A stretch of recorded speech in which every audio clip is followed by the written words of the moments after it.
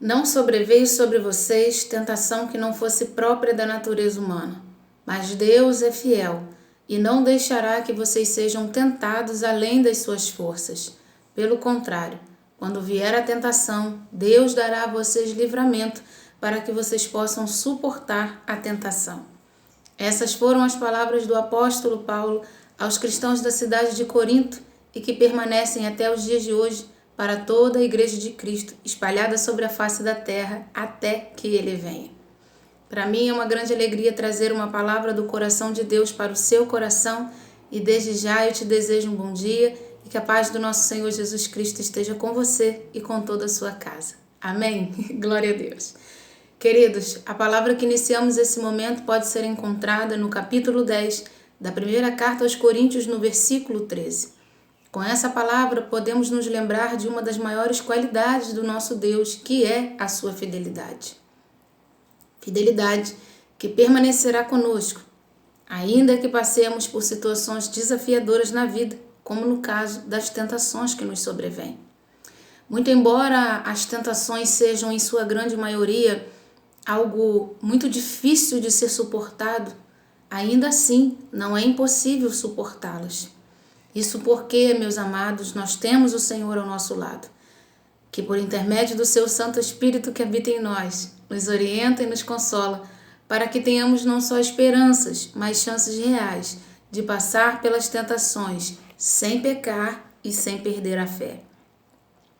Nos primeiros 11 versículos do capítulo 10 da primeira carta aos Coríntios, se fôssemos lê-los, veríamos Paulo utilizando parte da história do antigo Israel para alertar a Igreja de Cristo que tornar-se excessivamente confiante em sua espiritualidade poderia acabar os levando a menosprezar os mandamentos do Senhor, assim como a primeira geração do deserto fez.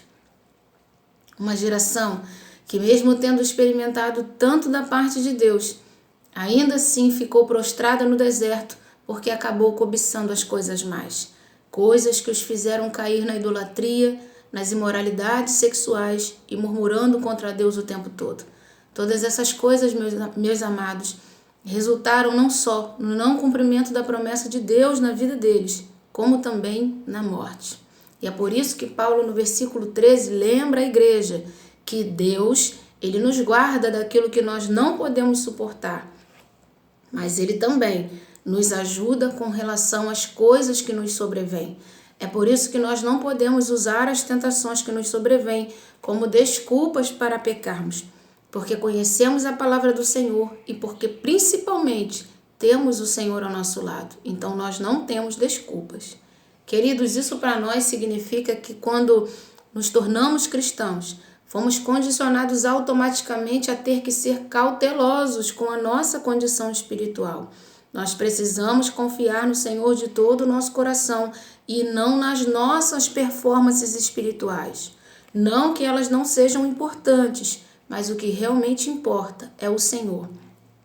E se assim não for, nós acabaremos exatamente como aquele povo, menosprezando os mandamentos do Senhor e caindo por causa do pecado.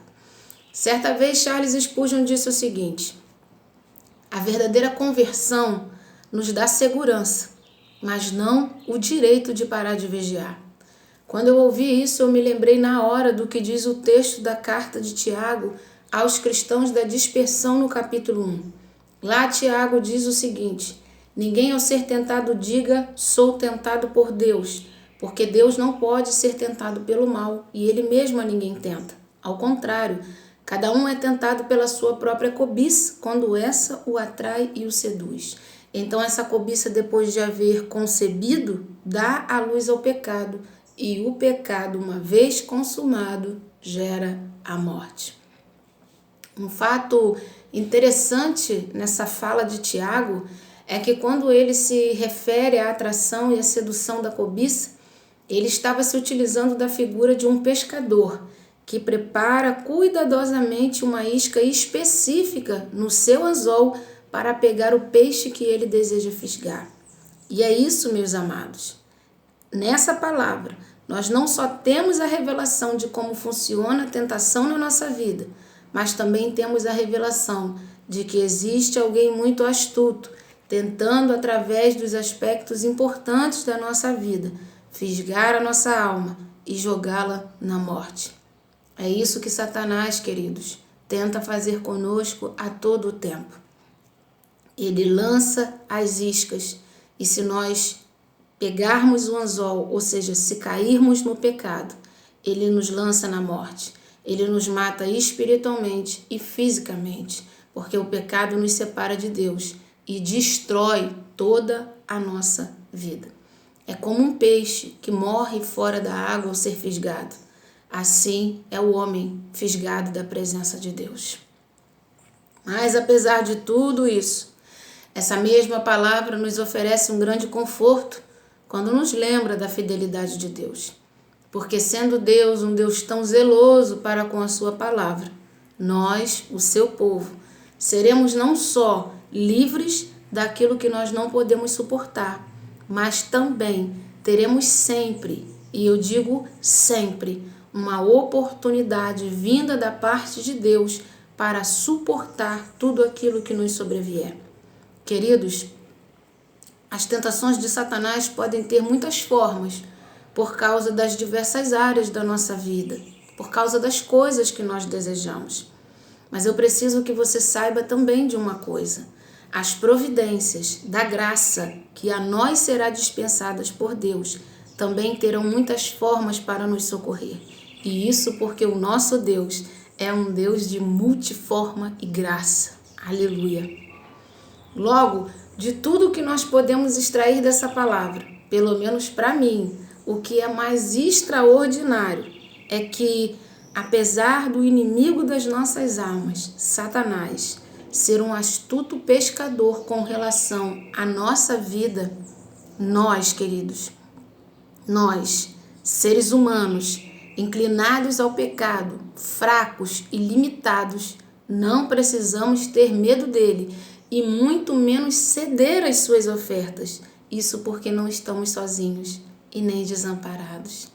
Nós temos um Deus a quem podemos recorrer e que sempre abrirá um caminho de fuga para que possamos escapar dos anzóis de Satanás.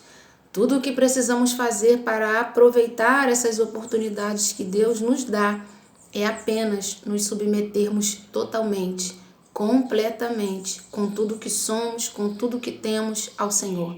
Assim, quando as ofertas vierem, nós teremos forças para resisti-las.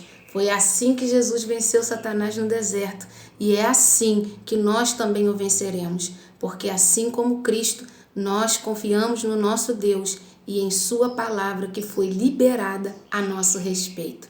Então lembre-se, Deus te ajudará. Basta apenas que você recorra para Ele quando as tentações vierem.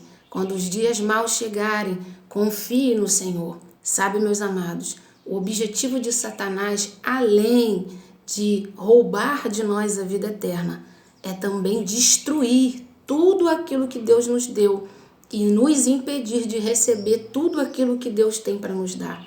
Se confiarmos no Senhor de todo o nosso coração, nós teremos forças para resistir essas tentações de Satanás, ver o inimigo bater em retirada e o cumprimento das promessas de Deus na nossa vida, incluindo a vida eterna. Queridos, não deixe essa palavra morrer. Eu peço para você, por favor, compartilhe-a, ainda que não seja nas suas redes sociais, mas que seja por boca, mas traga a palavra de Deus à existência, para que outros corações, assim como o seu está sendo encontrado nesse dia, sejam também encontrados, fortalecidos nesse dia, para que eles saibam que eles têm com quem contar e que eles não precisam ser reféns de Satanás, mas eles têm um Deus que zela por eles, assim como zela por cada um de nós. Amém? Glória a Deus. Que essa palavra permaneça na sua mente e no seu coração, fazendo em você e por você aquilo que só a palavra de Deus tem o poder de fazer. Receba um abraço bem apertado meu e outro da parte do Espírito Santo de Deus, aonde quer que você esteja nesse dia. Amém? Glória a Deus.